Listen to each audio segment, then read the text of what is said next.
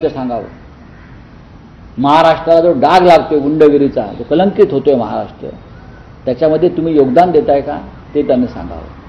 हे काहीच नाही. अगदी भविष्यामध्ये तुम्ही पहा काय होणार आहे काय नाही. आत्ताच माझ्याकडे एका महाराष्ट्रातल्या खासदाराचा एक भयंकर असा व्हिडिओ आलेला आहे.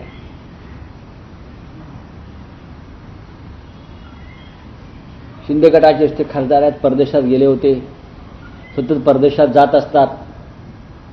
का जातात हे सगळे खासदार? हे आता हळूहळू बाहेर येत आहे. त्यांचा खर्च कोण करतोय? येईल ते बाहेर आता. पहा येईल आता, येईल शिंदे गटाचं म्हणजे शिंदे गँगचं खरं चरित्र काय आहे लोकांसमोर येईल. आणि एक दिवस गृहमंत्री नरेंद्र मोदी आणि अमित शाह जाहीर करतील, बाबा आमचा यांच्याशी काय संबंध आहे, आमची चूक झाली. खासदार मुंबईतला आहे की येईल ना आता.